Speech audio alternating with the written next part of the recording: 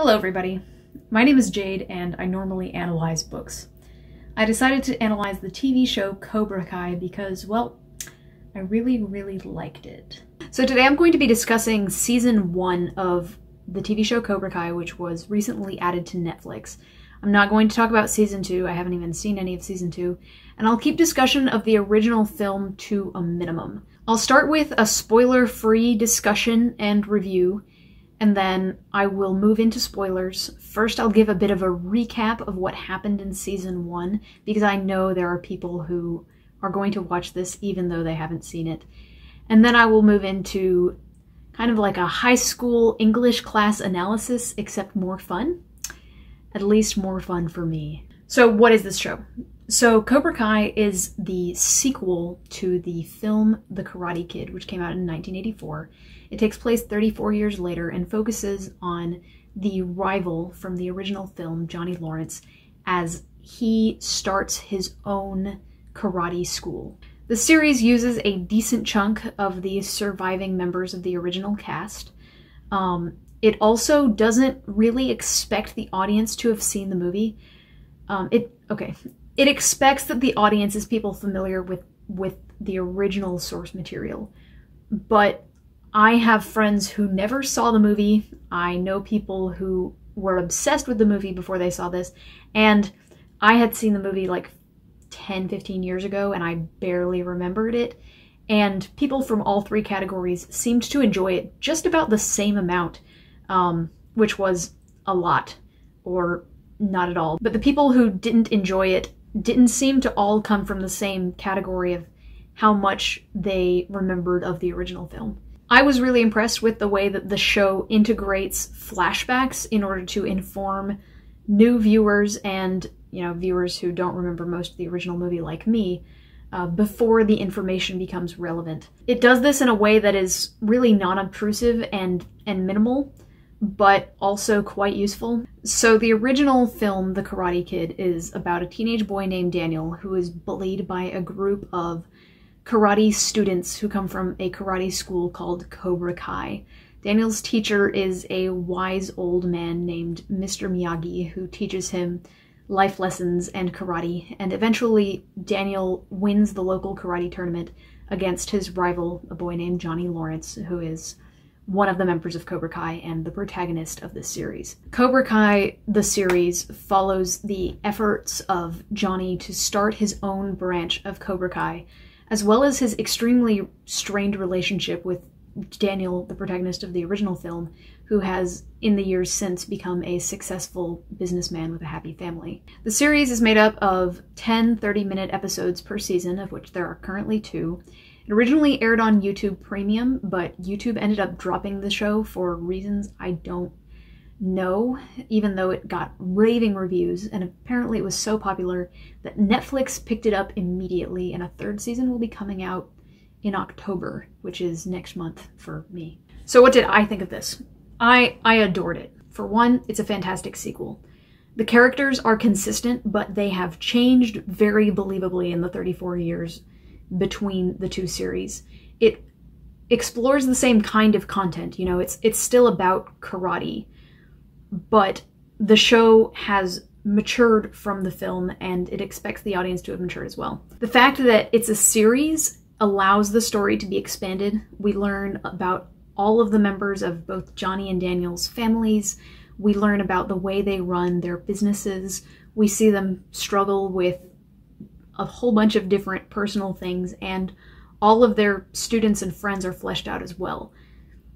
The story has more meat, but it never feels gratuitous. It never feels like, why wasn't this just a movie?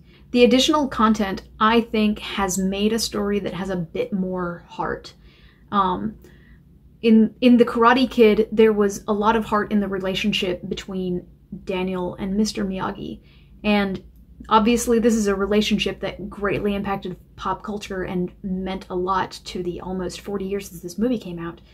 But not a lot of the relationships in that movie were really fleshed out, especially not to the same degree and to the same level of audience investment. There are a lot of relationships that are fleshed out just as much.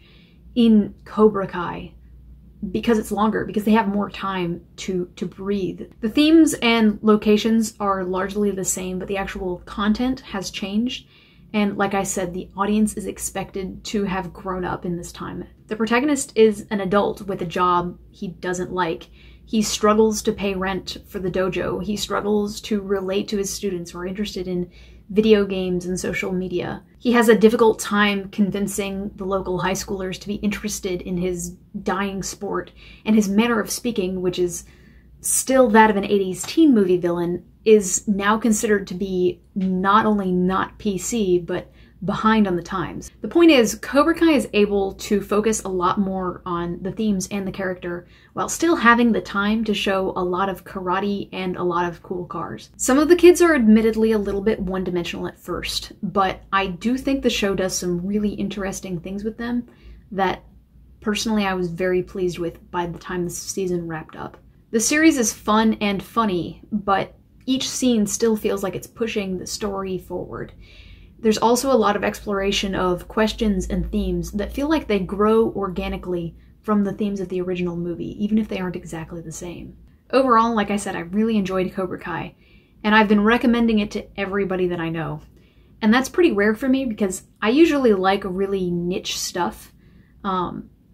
This is the first mass appeal thing that I've really, really enjoyed in a long time. But I feel comfortable recommending this to just about everybody that I know. And like I said, well, there have been some people I know who did not like it. Overall, I think there's something in this for just about everybody. And that's the end of the spoiler-free stuff. So from here on out, I am going to be talking exclusively about things that happen that you should not know about if you haven't seen this. So leave. Okay, so if you're still here, here's a summary of what happened in this season. This serves a couple of purposes. One, I know there are people who are watching this who did not actually watch the show, and they just want somebody to explain this to them. You should still watch it, but this is for you.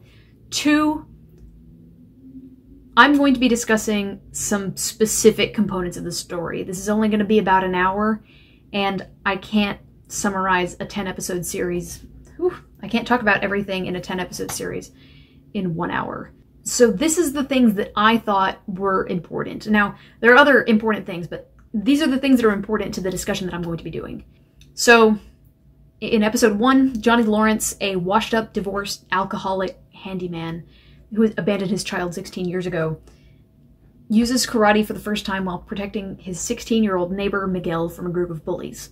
After Johnny loses his job and Miguel begins to beg him to teach him karate, Johnny decides to open up a new branch of Cobra Kai, which was the form of karate that he learned and practiced when he was in high school. It takes Johnny a while to make his new business lucrative, between having to get a whole bunch of permits and attract new students, so he has several months to train Miguel one-on-one.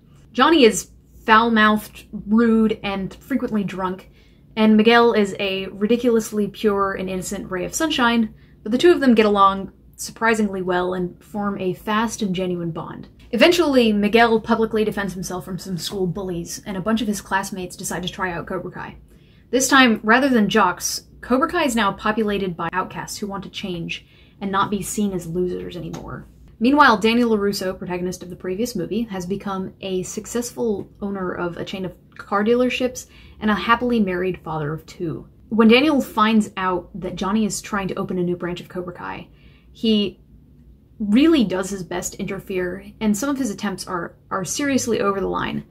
It paints him as someone who is a lot more gray than we originally thought of him in the Karate Kid movie.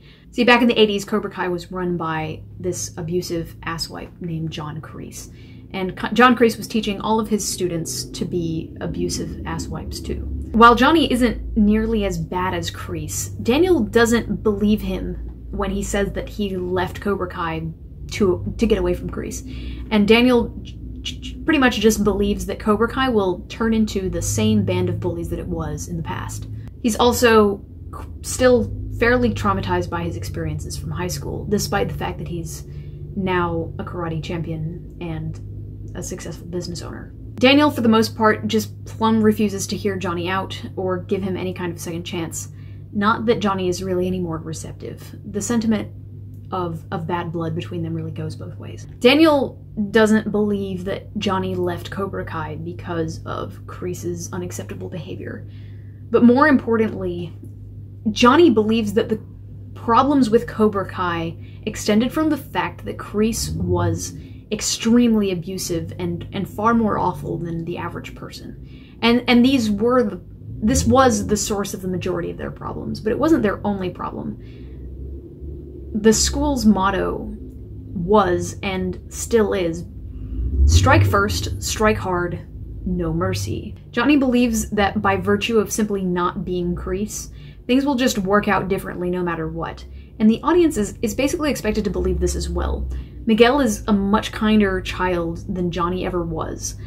Johnny is a bit of a jerk and rough around the edges to his students, but he's nowhere near as bad as Kreese ever was. Johnny also takes a more direct approach with dealing with his students individually. He tells them to be strong, don't be losers, don't be pussies, his favorite word. But he never tells them to beat up anybody else, which was something that Kreese did all the time. Meanwhile, Johnny tries to reconnect with his delinquent son, Robbie, who really isn't receptive to Johnny's offers of fatherhood. So Robbie decides to take a job at Daniel's car dealership to piss off his dad. Eventually, however, instead of it being about pissing off his dad, he starts to learn Miyagi-Do from Daniel, and the two of them form a close mentor-student relationship. In the meantime, Miguel, Johnny's favorite student, starts dating Sam, Daniel's daughter. This is, of course, despite Daniel's request that Sam stay as far away from all of the Cobras as she possibly can. Johnny is able to convince the local karate league to allow Cobra Kai to compete despite a lifelong ban that was installed in 1985, apparently in response to something that happened in the third movie I haven't seen yet. Johnny resolves to pull his life together, to cut down on drinking, to become a better teacher and father. Things start to go really well. Perhaps even too well. The young Cobras, formerly the outcasts, the bullied, are now bolstered by self-confidence and this feeling of invincibility. They start to act out a little bit, and then they start to act out a lot. Now a unit, they begin terrorizing their classmates and acting like they're better than everyone else as a way to get back at the world for the way they used to be treated.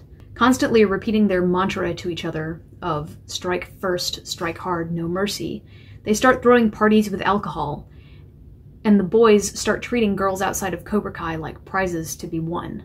Most of this happens outside of Johnny's view, but a lot of their behavior definitely comes from them copying him. Eventually, a year from the start of the story, Miguel stumbles across what he perceives to be Robbie trying to make a move on Sam. He becomes obsessive, angry, and jealous. It's an honest mistake, but it demonstrates to us that this is no longer the innocent, pure, and forgiving child that we saw and learned to love at the beginning of the series. Similarly, Johnny finds out that Robbie has been training with Daniel, and he's incredibly hurt, having wanted that kind of relationship with his son. The following day at the All-Valley Karate Tournament, still incredibly hurt, Johnny tells the Cobras to show no mercy, not knowing that Robbie will be competing. The Cobras do exceedingly well, with two of them ending up in the Final Four. However, in the semifinals, one of the Cobras throws his match in favor of dislocating Robbie's shoulder as retribution for an insult to his hair. Robbie proceeds to the finals to face Miguel, where Miguel begins to target Robbie's injured shoulder in retribution for the perceived move on Sam. Johnny tells Miguel to fight fairly, to win the right way, but Miguel fights dirty anyway, citing his training from Johnny as his reasoning, and ends up winning the tournament and further injuring Robbie in the process. That night, we see Johnny drinking in the dojo alone with the trophy, having realized that he accidentally created the old Cobra Kai all over again. He appears to be incredibly ashamed. In the final shot of the season, Kreese approaches him in the dojo and congratulates him on his victory. So now I want to move into analysis. I'm going to talk about what the show does and how it tries to be a sequel, I'm going to talk about some of the motifs and themes. Then I'm going to discuss some of the miscellaneous things that I thought were executed particularly well or were interesting. Then I'm going to talk about the final few episodes, and then I'm going to talk about what the story will probably be doing going forward. So what is the show trying to do? So writing a sequel is hard, and you have to balance a lot of things, particularly a lot more things than you would have to balance if you were writing something original. Not to say that some of the work isn't already done for you, because the world already exists, the themes already exist, and the characters already exist, but it's a lot easier to screw up a sequel, in my opinion. It has to appeal to the same audience. It can't contradict the messages and themes of the previous installment. If you're going to go back on the messages of the original, you at least have to make a good argument for why. You also have to show new things that expand on the themes and lessons of the previous installment without contradicting the character or the plot that came before. For example, this show is about the effect that the events of the previous movie had on the characters in it. It's dealing with the same setting, but the plot is different. The characters have progressed, but they still keep the same core behavior.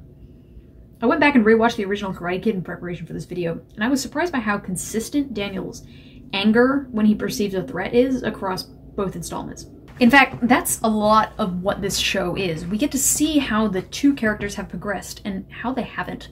We get to see what things they still need to deal with, and those things are still things that they struggled with in the original film. But we can believe that they wouldn't have dealt with it in the time since. For example, in 34 years, Johnny doesn't realize just how much of his values were designed by Kreese. But he wouldn't have had to examine this because he hasn't been doing karate.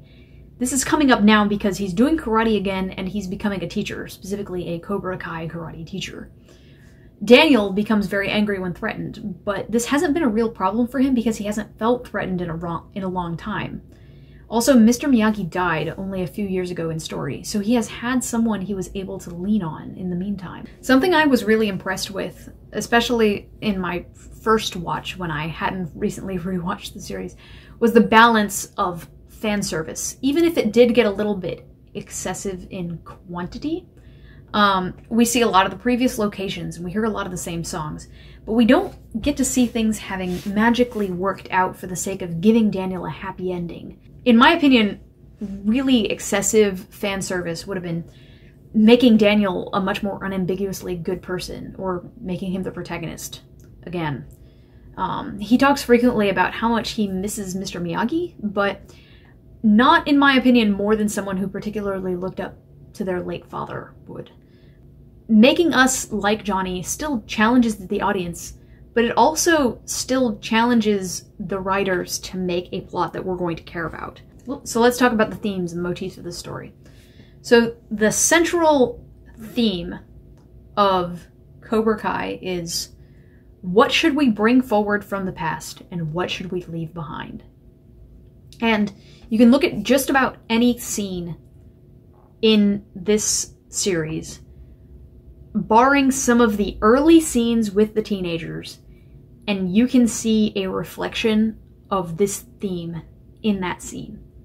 And first of all, this is a fantastic theme to build a distant sequel on, because comparing things with the past is going to be something that all of the audience is going to be doing subconsciously anyway. The audience is always thinking about what happened in the previous movie. So why not take advantage of that? Why not use the past as part of your story, as part of the message that you're trying to portray? So let's talk about some examples of things that are brought back or brought forward from the past in Cobra Kai. So first is Danny's marketing. So Daniel's advertisements for his car dealership involve him doing some kind of lame looking karate and saying that he gives all of his customers a bonsai tree when they leave with a new car. And everybody in the universe, except his wife, thinks that this is a little bit lame. They think that he's riding on the success of his high school karate successes, or they think that he just has a gimmick. Ultimately, I think this is pretty harmless. He feels like he's doing a tribute to Mr. Miyagi, and that's what his wife thinks. And if this is how Daniel wants to honor Mr. Miyagi, especially before the end of this season when he decides to open a new karate school, it's fine. I mean, whatever. Nobody's being hurt. Johnny's slang, all of Johnny's speech patterns are exactly the same as they were in the 80s. You know, he calls everybody a pussy. He thinks that, you know, people who rely too much on computers are losers and all that stuff. As a millennial, I kept thinking, please stop. But it wasn't that bad until he passes it on to his students. Then it is a problem. Because previously, before they met him, they didn't do that. Another example of things brought forward from the past are all the grudges in this story. Daniel and Robbie both have this incredible grudge against Johnny, which thematically unifies them, even though they don't know until way later that they both have this grudge. Well, Robbie knows, but Daniel doesn't. Johnny obviously reciprocates that grudge. Miguel has a grudge against Robbie doing literally nothing of importance that turns him into an asshole and causes the climax of the story to be just such a disaster. And then all of the Cobras hold a grudge against their classmates for the way they were treated previously. For example, I think episode 9, Aisha crashes the birthday party of her previous bully and then gives that bully a wedgie. All the Cobras think that this is the coolest thing ever, right? They finally showed Yasmin who is boss, and Yasmin will probably never pick on anybody again. And that's true. But would Mr. Miyagi tell Daniel to give Johnny a wedgie in front of the entire school? No. Mr. Miyagi would say, go to a different party. Hold your party somewhere else. Move on. Be happy. Then we get the conversation with Miguel's mom. Miguel's mom is probably the most purely good character in the series overall. Not that that's really something that we're stressing, but she has a conversation with Johnny where she says, you can't let the mistakes of your past determine your future, which is like the themes of the story being stated literally in the middle of the show. Immediately after this, Johnny goes home, cleans up his apartment, throws away all his empty beer bottles, and starts drinking orange juice before going to sleep instead of beer. A further expansion on the grudge thing, as soon as Sam and Miguel start dating, Johnny and Daniel start talking to them respectively about, you know, well, Daniel really made my life miserable, so you shouldn't date his daughter because all LaRussos are toxic or whatever. Now, Miguel's able to manufacture his very own problems in this relationship. They do not come really from Johnny's talk with him, but it was a small part of what started that avalanche. Daniel just keeps talking about, you know, do we really need Cobra Kai around? Do we really need to bring this back? Is this something that we want in the Valley? And we will get back to that later. So the next major motif of the story, which is drawn directly from the Karate Kid, and for good reason, is the relationship between students and mentors. Probably 80+% of the screen time of the entire show is spent on the relationship between a student and their mentor. The interesting thing is that with both Johnny and Miguel, and with Robbie and Daniel, the students and mentors are manipulating each other, both in good ways and in bad ways. Miguel is constantly giving Johnny bullshit reasons why he should improve in some way. You know, Miguel is generally very respectful of girls. He doesn't believe that girls shouldn't be doing karate. But when Johnny wants to keep Aisha out of the dojo because she's a girl, he starts explaining that Aisha is rich and he needs to have a rich customer like her, in the hopes that later on Johnny will come around to the fact that Aisha is a perfectly acceptable student to be in the dojo. And he does, because Aisha kicks his ass. It's great. And this sort of thing is going back and forth. The students are influencing the mentors are influencing the students. This expands into a broader theme of the general influence that adults have on kids. Johnny is teaching Miguel about 80s music, something that, you know, while Miguel really enjoys, isn't necessary. Same thing with Daniel showing Robbie how to bonsai, or how to do bonsai. I don't know what the correct phrasing is there. It's a way for them to bond, and it's a fun activity that they can share, but it's not it's not something that makes them better. The lessons that go along with it make them better. At the same time, either of the mentors can go a little bit too far with this. Johnny tries to teach the kids to not be losers, and that's good. You know, how to stand up for themselves. He also tries to teach them not to be nerds.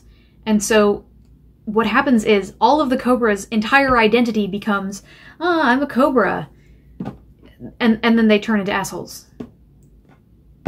When they were not perfectly fine before, but the right thing to happen would have been for them to strike a balance.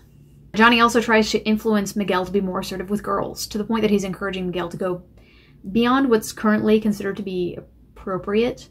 Miguel, for the most part, is inspired by Johnny's advice, but never crosses the line into inappropriate behavior with girls, even if his jealousy gets out of control. I do think this is because he was raised by two women. You know, little tangent about Miguel's asking Sam out on a date. So what happens is Johnny tells Miguel to not take no for an answer when asking Sam out. And Miguel is like, no means no. That's a little problematic. So then Miguel asks Sam out, and she says, I would really like to go on a date with you, and I do like you, but right now I don't think I'm going to be dating. And he says, well, would you like to hang out as friends? And then she says yes. Personally, I don't see a problem with this. Later on in the date, Sam initiates the physical contact between them and kisses him. Miguel uses Johnny's advice to find a way to spend more time with Sam, but he doesn't do so in a way that violates her boundaries. In fact, he never really does, except when he accidentally hits her, but that's an accident. His problems in the relationship come from somewhere that he's blindsided by. Hawk throwing the popcorn in the movie theater. So did Johnny tell them about that, or did Miguel tell the story to Hawk? Either way, he's throwing the popcorn at girls. Obviously, a motif we've got is missing fathers. Every male character in the story has an absent father, basically. Another motif, second chances. Miguel is Johnny's second chance at being a dad. And then when he realizes that he fails Miguel at the end, that's really his lowest point at the end of the series. He got a second chance with Miguel, and he screwed up twice. We will see what happens on the third try. Next is the past repeating itself. For one, half or more of the lines and scenes from The Karate Kid are repeated in some way in this series, just in a different way. Second of all, the central problem of this season, which was that despite starting with a completely new set and a different set of students, Cobra Kai just happened all over again. Next, we've got this motif of flipping the script, or role reversal, which is a writing tool. Danny is the one with the power, and Johnny is the underdog, as far as Danny is in a position of power over Johnny because of his social influence. And Johnny is poor, and he owns or rents a space in a tiny little strip mall. In the first movie, Johnny was the one with the power because he was rich and Danny was the poor loser. Danny is training Johnny's son. Pretty obvious. Johnny tells Hawk/Eli to flip the script with the whole lip thing. He tells Hawk to take control of his own image. Also, now Johnny is training the losers when previously he was a jock who preyed on the losers. We have a bit of a motif of heart versus heartlessness, which was a major theme in the first movie. You know, in the first movie, there was a genuine and loving relationship between Danny and Mr. Miyagi, whereas Kreese was detached from his cold, robotic students who just did whatever he said. We have a similar motif, but it's kind of toned down. Daniel's mother whines about the fact that they don't cook their own food because they don't have time. They're buying store-bought food and serving it to their guests, which she finds disrespectful. Johnny's relationship with Miguel is genuine and emotional, but as he gains more students, he isn't able to have the same emotional relationship with the rest of them, and they go insane.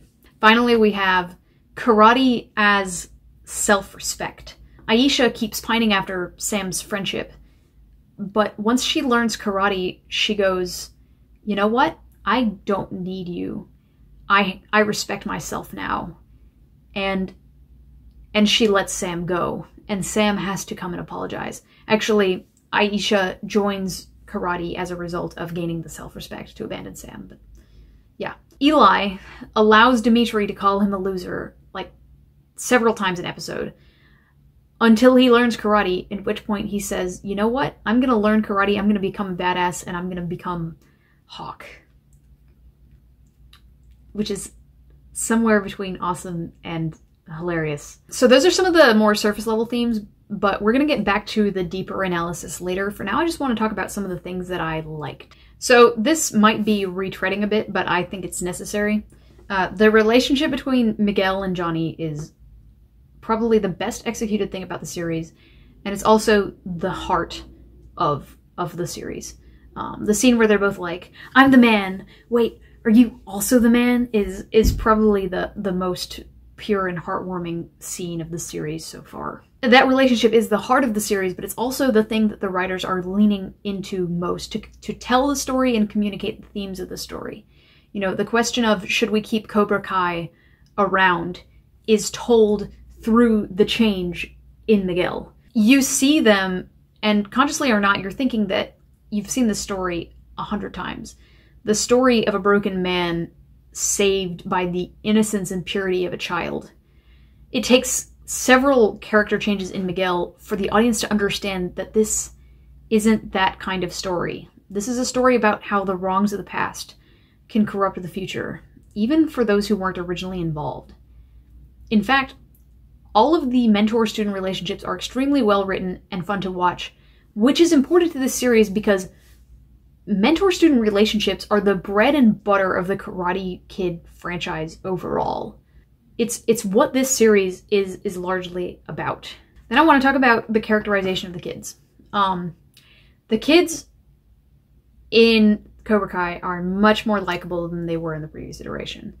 Or at least their characterization lines up a lot better, in my opinion, with what we're supposed to think of them. Daniel would occasionally lapse into whininess in the original Karate Kid. He would be like, oh my gosh, Mr. Miyagi, you're not gonna help me. How could you do this to me? And how come you got me into this situation, Mr. Miyagi? Miguel never does that. And I'm so glad. And none of the other kids do it either. Thank you. Miguel remains basically exactly as likable as you are supposed to find him. He's completely likable for the first 7 episodes, then he starts to spiral, and you stop liking him because you are supposed to stop liking him. Johnny in the original movie was an asshole. And then in the last, 30 seconds of the movie, he says, you know what, kid? You're all right, or whatever the line was. And you're supposed to get from this that, Johnny thinks that Johnny actually respects Daniel now. Okay. But when was that established before this? Literally no part of Johnny's character had ever implied that he would say that before then. So the characterization of the kids, I think, is a lot more true to what the writers are trying to accomplish with the story. Robbie is likable even when he's a criminal, because you're supposed to like him later. My mom, when she watched this show, she said that she knew that Robbie was going to be a good person because he looked too kind. I did see several like comment threads and stuff where people said they didn't like Robbie because of his criminal background. Personally, I give near infinite second chances to teenagers on principle, so I just appreciated the fact that he stopped stealing computers and moved on. Maybe they will delve more into that later, though. I'm not sure. However, the teenagers for the first several episodes are really not written that well. There are a lot of them, and their writing is obviously a little bit flawed. I thought that I was just spoiled because two of the most recent shows that I've watched are Kaguya Love is War and Sex Education, which are both some of the best writing of young people that I've ever seen and potentially exist in television. Because those series are about developing teenagers in as careful a way as can be done. And this isn't what that's about. So I was like, am I too picky now? Why do I not enjoy this? But then I saw a couple of comment threads where people were calling them Disney Channel, and honestly, it feels a little bit fair. The kids are flat for the first decent chunk of the series. However, I realized later, it's not just the teenagers who are written with less care at the start of the series. It is everyone who isn't Johnny and Daniel. Daniel's wife has like 3 different lines that are remixed for each situation. Danny's son has 2 character traits. Eating and video games. Even Sam forgives Daniel for spying on her with her boyfriend because he's the deuteragonist, and so she's gonna forgive him. But as the series progressed, the kids gain complexity. They have layers added on by the events of the story, and it becomes clear that what was actually going on is that the teenagers are blank slates. At the beginning of the series, Miguel is a ray of sunshine with no baggage. But by the end of the series, Miguel has absorbed all of Johnny's baggage. The same is true with almost all the other teenagers. And for that reason, I think that they accomplish what they set out to accomplish with the teenage characters. Both Johnny and Daniel's first kick in the series is a spin kick that is shot in almost the same way, except Johnny's is defending Miguel from a group of bullies, and Daniel's spin kick is kicking a coffee cup of boba out of a dude's hand, and it looks lame as heck. Okay, I have spoken to a few people who thought that the boba scene was pretty cool. Personally, I thought it was lame. Comment below if you would like to give me your opinion on it, because I thought it was supposed to be demonstrating to us that Daniel's problems are much, much pettier than Johnny's. I also want to say that I think that Daniel and Amanda's parenting style is almost hilariously bad. It's horrible. They think that everything is just going to happen by accident. They're just like, you know what? Sam will forgive you eventually, and Anthony will grow out of this eventually. And right now, because Sam's a teenager, she reacts this way.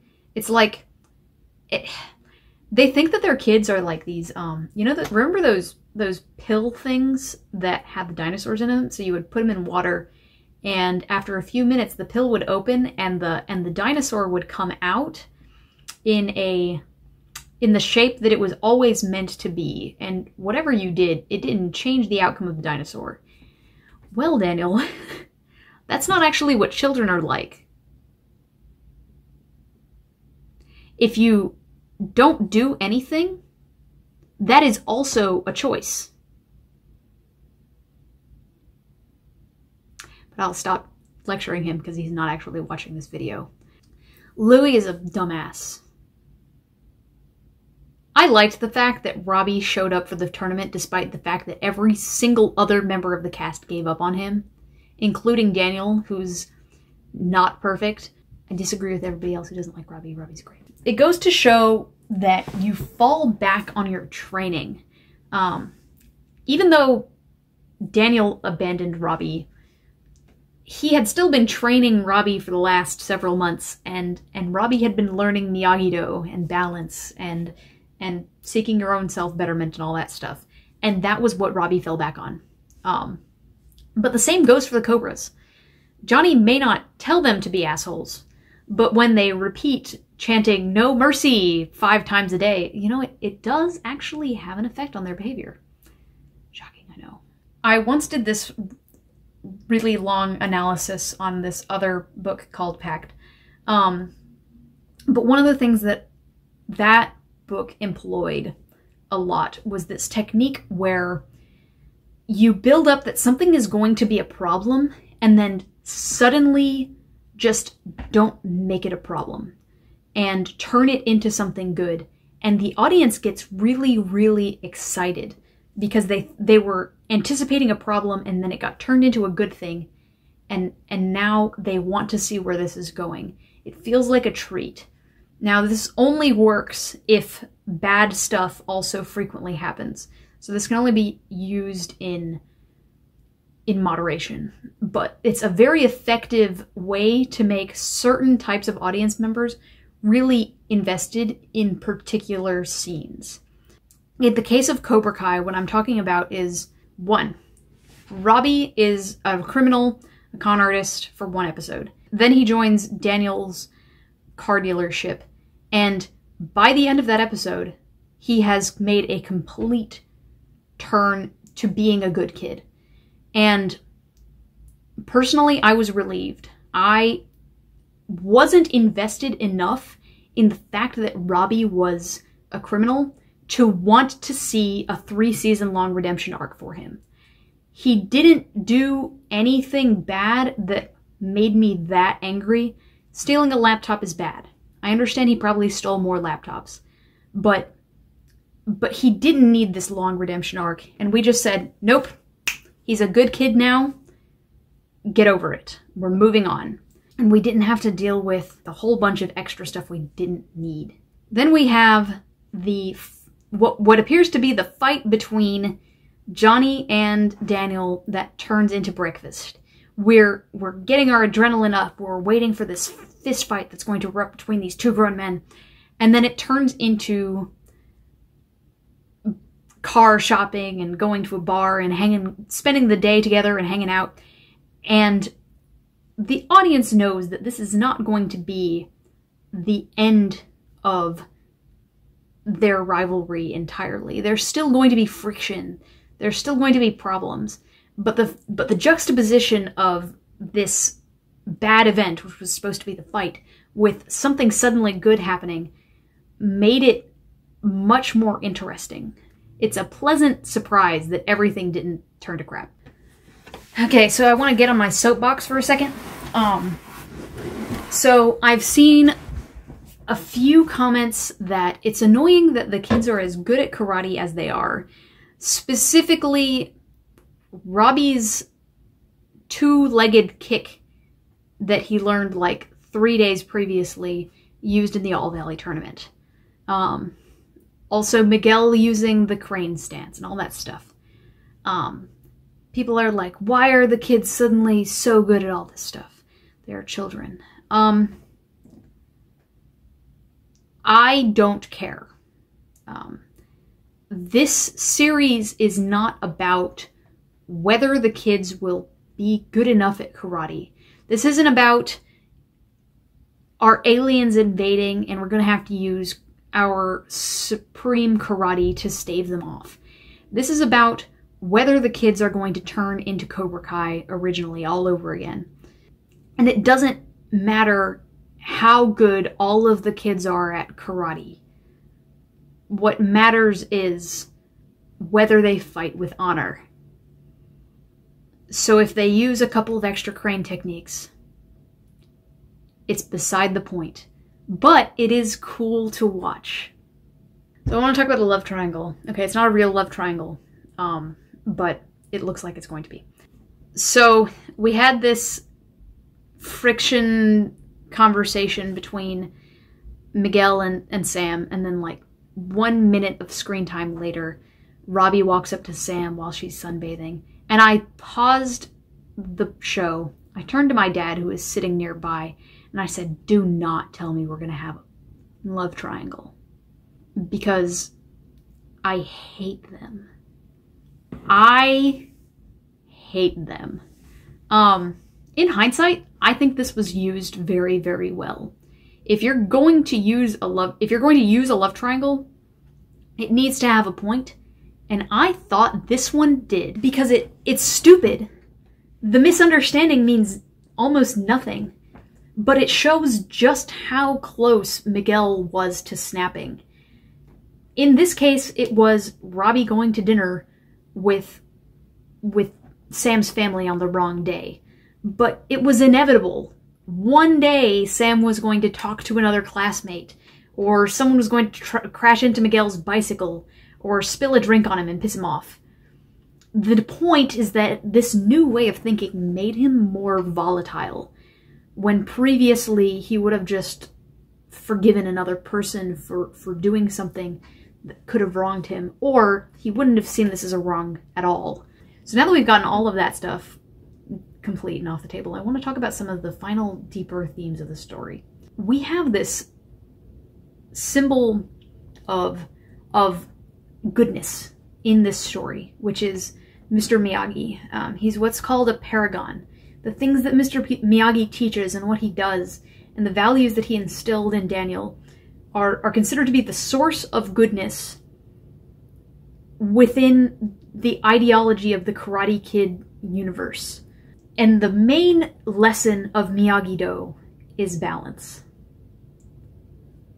So we're supposed to be looking for people to be using balance, displaying balance, improving their balance. But the other symbol that we see a lot of is the word mercy. And mercy is a word that is used by Cobra Kai exclusively and never by Daniel or Miyagi-Do. It's part of their mantra, and it's something that they say they lack. All right.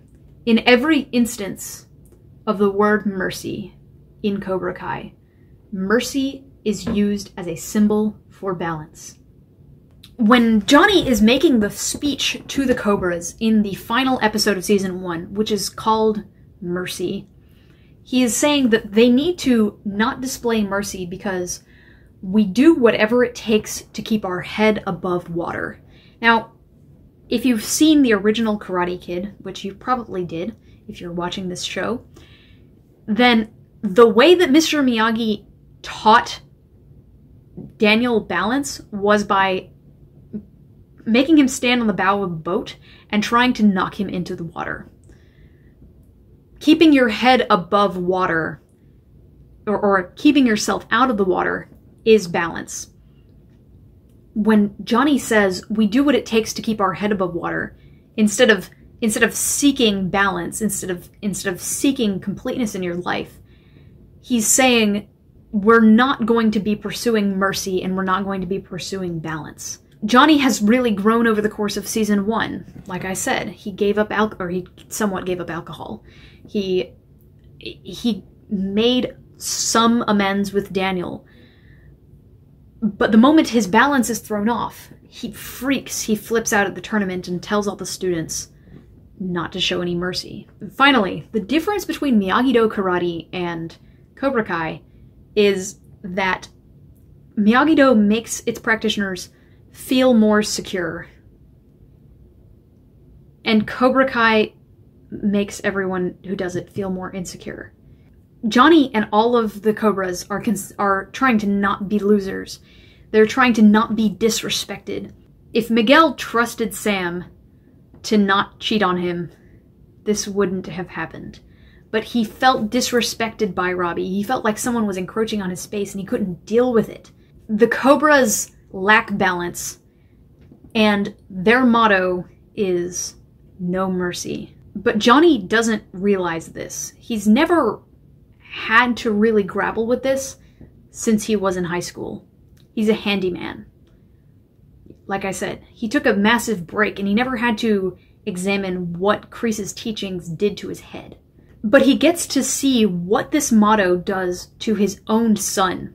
The phrase no mercy turned on Robbie in the final round. And it's hammered in over and over again because Hawk says, why shouldn't I have dislocated his shoulder? I didn't want to be a pussy.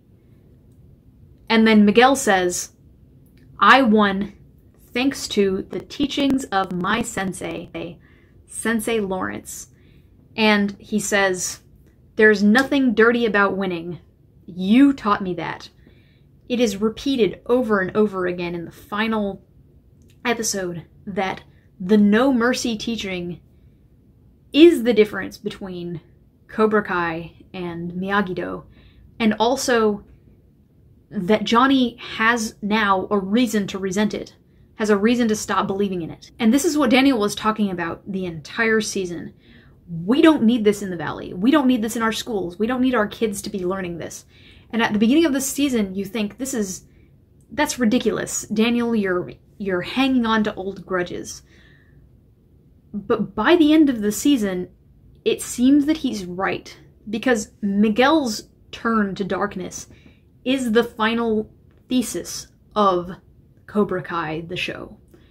Baggage can persist unless you face it head on, unless you find balance and identify who you want to be. Every teenage character in the series is impacted by the adult's baggage. Sam and Miguel break up because of it. Robbie is abandoned by both his father and his teacher right before the tournament. And every single Cobra becomes a worse person than they were at the start. Even Aisha gained confidence and then immediately started to become a thug. Like the song says, history repeats itself, but if you try, you'll succeed. I think if Johnny tries to make Cobra Kai something different, he can. But he has to be aware of it.